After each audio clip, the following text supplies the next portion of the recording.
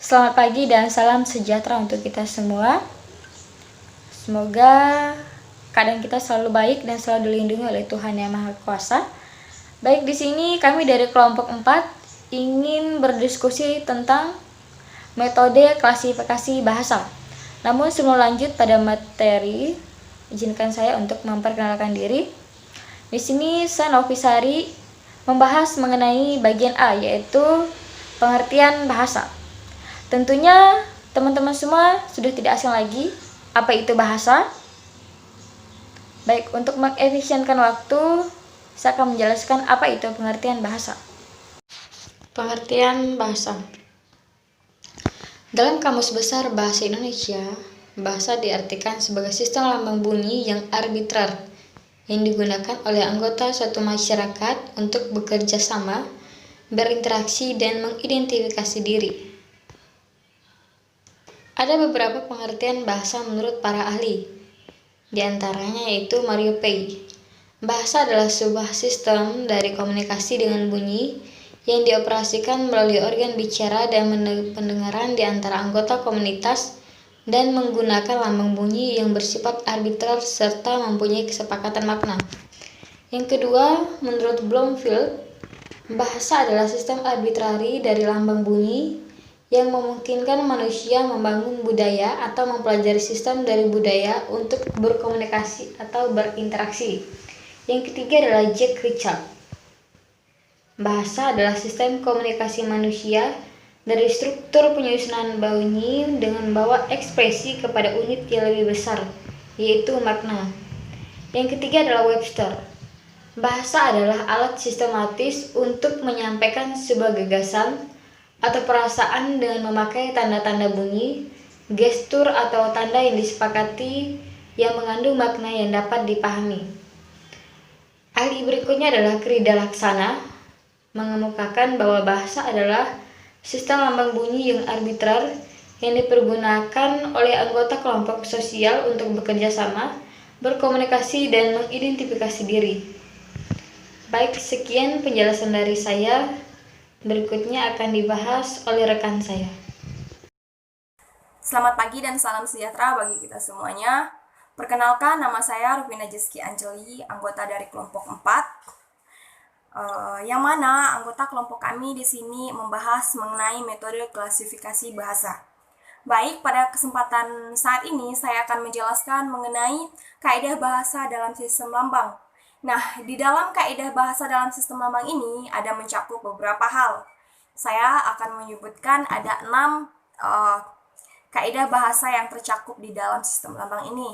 Nah, yang pertama-tama, sistem lambang yang bermakna dapat dipahami dengan baik oleh masyarakat. Kemudian yang kedua, berdasarkan kesepakatan masyarakat pemakainya, sistem bahasa itu bersifat konvensional. Kemudian yang ketiga, lambang sistem huruf atau fonemis bersifat mana suka atau kesepakatan pemakainya itu disebut dengan arbitrer. Kemudian yang keempat, sistem lambang yang terbatas itu A, Z, titik 2, 26 huruf. Nah, itu mampu menghasilkan kata, frasa, klausa, serta kalimat yang tidak terbatas dan sangat produktif. Kemudian yang kelima, sistem lambang itu atau fonemis tidak sama dengan sistem lambang bahasa lain. Misalnya seperti sistem lambang bahasa Jepang atau lambang hiragana atau silabis. Kemudian yang keenam, sistem lambang bahasa itu dibentuk berdasarkan aturan yang bersifat universal, sehingga dapat sama dengan sistem lambang bahasa lain. Nah, unsur yang ada di dalam lambang tersebut menunjukkan bahwa bahasa itu bersifat unik, khas, dan dapat dipahami oleh masyarakat. Baik, mungkin sekian penjelasan dari saya. Saya ucapkan terima kasih. Selamat pagi dan salam sejahtera bagi kita semuanya. Assalamualaikum warahmatullahi wabarakatuh. Perkenalkan, nama saya Syarifah Noveli Anggriani.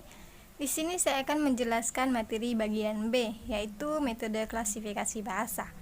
Berikut adalah penjelasannya. Baik, Di sini ada materi B, metode klasifikasi bahasa. Pertama-tama saya akan menjelaskan apa itu metode. Banyak orang yang punya pemahaman yang keliru dengan mempersamakan pengertian metodologi dengan pengertian metode. Pemahaman demikian perlu untuk diluruskan agar tidak mencampur adukan antara kedua hal tersebut. Menurut Aswari tahun 2017 halaman 7, metodologi adalah ilmu tentang metode yang secara substansial berisi tentang asas-asas umum atau prinsip-prinsip yang berlaku umum terhadap metode. Lain halnya dengan metode, yang merupakan cara kerja ilmiah yang secara teknis dipergunakan sebagai alat atau sarana dalam suatu penelitian, sehingga fungsinya sangat urgent dalam suatu pelaksanaan penelitian. Menurut Gernbeck Abdul Chair tahun 2015 halaman 71, suatu klasifikasi yang baik harus memenuhi persyaratan non-arbiter, ekshaustif, dan unik.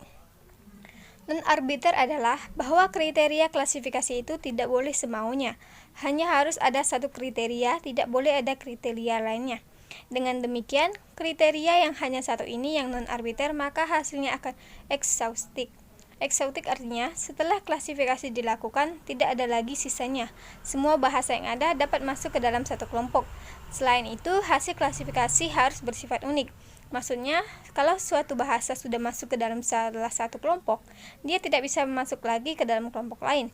Kalau sebuah bahasa bisa masuk ke dalam kedua kelompok atau lebih, maka berarti hasil klasifikasi itu tidak unik. Oleh karena itu, dapat dikatakan metode klasifikasi bahasa adalah cara dalam mengelompokkan bahasa-bahasa dengan mengklasifikasikan semua bahasa ke dalam kelompok yang sudah ditentukan. Dalam metode klasifikasi bahasa adanya pendekatan, yaitu menurut Gernbeck dalam Abdul Chair tahun 2015 halaman 72. Ada 4 pendekatan, yaitu pendekatan genetis, pendekatan tipologis, pendekatan areal, dan pendekatan sosiolinguistik. 4 pendekatan ini akan dibahas secara rinci dalam materi bagian C. Sekian dan terima kasih. Assalamualaikum warahmatullahi wabarakatuh.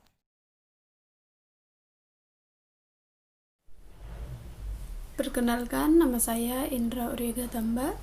Saya akan membahas materi yang ketiga, yaitu jenis-jenis metode klasifikasi bahasa. Kata klasifikasi merupakan kata serapan dari bahasa Belanda, awalnya juga berasal dari bahasa Prancis. Istilah asing tersebut dalam bahasa Indonesia merupakan proses penyusunan yang bersistem dalam mengelompokkan atau menggolongkan berdasarkan kaidah atau standar yang ditetapkan. Menurut Gernbeck dalam buku Musyanur tahun 2019 halaman 31 mengemukakan bahwa pengklasifikasian yang baik terhadap bahasa harus memenuhi syarat, yaitu non-arbitrer, ekshaustif, dan unik. Berikut klasifikasi bahasa secara umum. Yang pertama ada genetis. Genetis sering juga disebut sebagai genealogis. Suatu bahasa tertentu berasal atau diturunkan dari bahasa yang lebih tua. Dengan kata lain, bahasa dikelompokkan berdasarkan asal mula munculnya bahasa, yaitu dari bahasa proto, atau bahasa tua, atau bahasa pemula. Menurut Chair dalam buku Musyanur tahun 2019, mengelompokkan jenis klasifikasi berdasarkan 3 jenis, yaitu garis keturunan, bahasa proto, dan induk bahasa. Berikut contoh klasifikasi genetis. Yang pertama, bahasa proto. Bahasa proto ini terpecah menjadi 3 bagian. Dari 3 bagian ini terpecah menjadi beberapa bagian lagi, dan begitu selanjutnya. Yang kedua ada tipologis. Klasifikasi tipologis merupakan pengelompokan bahasa berdasarkan unsur-unsur tertentu yang dapat timbul secara berulang-ulang. Contoh unsur-unsur yang dapat timbul secara berulang-ulang itu berupa unsur bunyi, morfem, kata, pase, kalimat, dan unsur lainnya. Menurut Chair dalam buku Musyanur tahun 2019 halaman 32 mengelompokkan jenis klasifikasi berdasarkan tipologis ke dalam 5 aspek. Yang pertama ada fonologis, morfologis, sintaksis, semantik, dan silsilah. Sekian materi dari saya, akan dilanjutkan oleh teman saya. Baiklah, di sini saya akan melanjutkan kembali materi yang telah disampaikan oleh teman saya, yaitu Indra Orega Tamba. Di sini saya akan menjelaskan klasifikasi berdasarkan areal. Klasifikasi berdasarkan areal adalah proses pengelompokan dengan cara mencari atau karena adanya hubungan timbal balik antara bahasa yang satu dengan bahasa yang lainnya. Menurut Abdul Chair pada tahun 2015, halaman 79, klasifikasi areal dilakukan berdasarkan adanya hubungan timbal balik antara bahasa yang satu dengan yang lain dalam suatu areal atau wilayah, tanpa memperhatikan apakah bahasa itu berkerabat secara genetik atau tidak. Klasifikasi ini bersifat arbiter karena dalam konteks sejarah bahasa-bahasa itu memberikan pengaruh timbal balik dalam hal-hal tertentu yang terbatas. Selanjutnya, sini saya akan menjelaskan klasifikasi berdasarkan sosiolinguistik. Klasifikasi berdasarkan sosiolinguistik adalah pengelompokan berdasarkan pemakaian bahasa di masyarakat.